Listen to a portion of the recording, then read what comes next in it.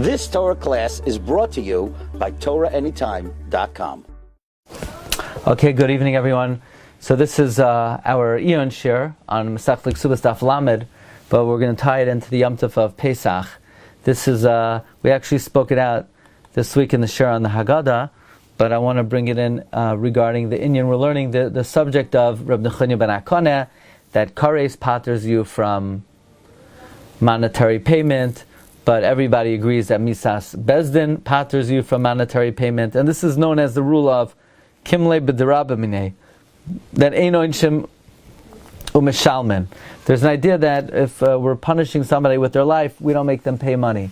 So the Parsha Drachim of the Mishnah Melech in Drush Hey, he asks, but what happened to the Mitzrayim seems to fly in the face of this. He asks, "V'chi toimar, eich dana kadosh baruch hu es ha-Mitzrayim b'misu mamayin." How could God judge the Egyptians with death and monetary payment? We hold the ein adam meisu meshalem. A person is not punished with their life and pay. V'kasu hatoisvis parakei the Maseches Avodah Zarah the gam b'vnei noach aminan kimle b'deraminei. Even by goyim, we apply the rule of kimle b'deraminei. Ken kimin shamitzrayim neschayvu misa, eich neschayvu gam ke mamon. How could they be chayev mamon as well? So this question was asked to Reb Chaim Kanievsky, and he said, well, if you look in Sanhedrin, we see that the payment of the Egyptian was not like a monetary payment. It wasn't damage. It was wages for work. Where do we see that? The Gemara in Sanhedrin tells the following story, that one time the Mitzrayim came to adjudicate against the Jewish people before Alexander the Great. They said, look, God gave the favor of the Egyptians in the eyes of the people, and we borrowed from them. And the Mitzrayim said, look, you Jews, you never paid back. Give us all the silver and gold you borrowed. So a hunchback by the name of Gvia ben Pesisa said to the rabbis, let me fight the Egyptians. If I win, then you could say the simplest Jew defeated you. And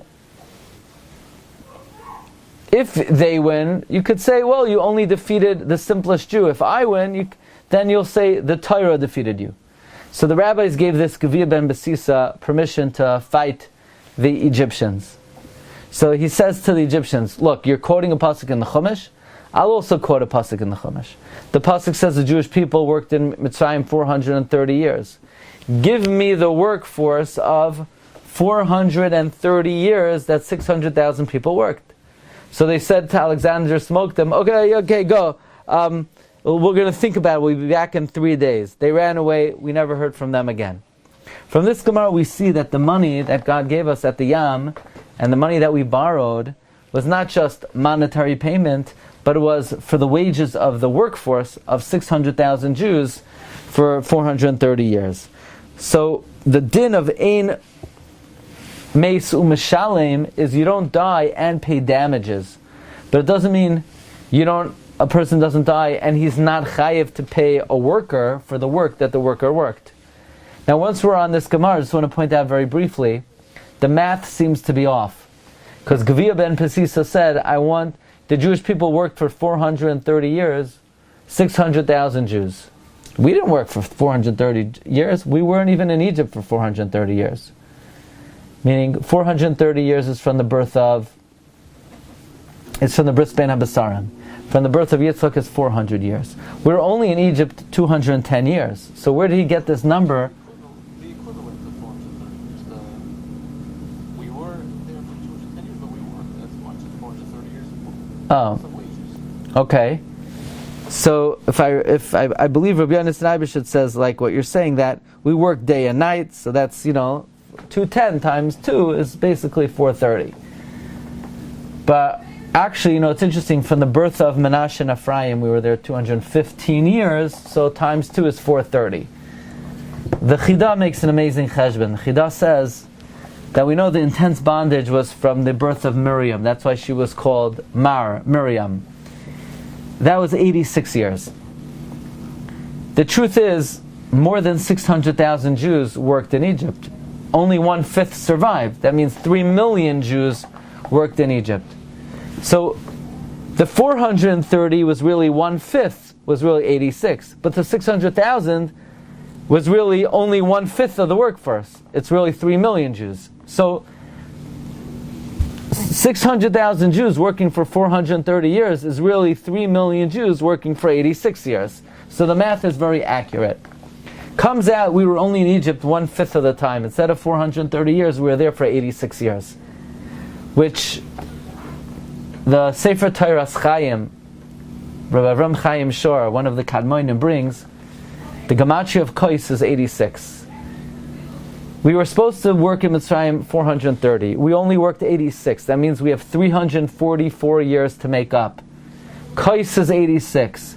Kos times 4 is 344. Those are the missing 344 years that we were supposed to be in Mitzrayim. So again, we were supposed to be there 430. We only did 86. So the 344 years, each one of the 4 kaisais, 86, gets us out of 86 years. We drink the first kais, we're off the hook 86. Second kais, the next 86. Third kais, the next 86. Fourth kais, the next 86. But we got out of Egypt 344 years early.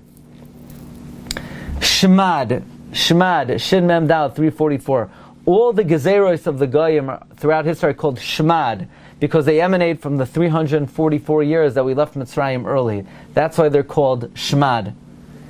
And one more amazing thing, Chida brings, Moshe Rabbeinu, who took us out of Egypt 344 years early? Moshe's Gematriyos 345. That's why Hashem tells Moshe, V'zeh lecha ha'ois. You have the one numeral, more than 344, you're 345, so you could extricate us from 344. So these are very important numbers to remember, that we were actually, the intense labor was 86 years. That means we got out 344 years early. Shemad, Moshe, at 345, he took us out early, and V'zel ha'is. And that's why we have 4 kaisais. Each one of the 4 kaisais gets us out of a series of 86 years. We also got out early in the zchus of the Torah. There are 4 levels of Torah: Pshat, Remez, Drush, and Side. Pardes. Pei, Reish, 280. Dalid, 4, 284. Samach, 60, 344. We got out 344 years early in the zchus of Pardes, which is Gematria 344. That's why we say in the Haggadah, Baruch HaMakoim, Baruch Hu. We say Baruch 4 times. Can I get the 4 dimensions of Torah in their zechus? We left Mitzrayim early. Okay, Rabbi Isai, I wish you a Chag Kosher V'Sameach. We hope to. So next week the plan will be, Be'ezus Hashem, we're going to try Monday night to do Lamed Aleph Amud Beis, and we'll Be'ezus Hashem be on track. And then the following Sunday we'll do the Iyun, and Baruch Hashem will be on track. Thank you very much. And have a wonderful Yom Tov. Kol Tov, everyone. Good Yom Tov, Kim.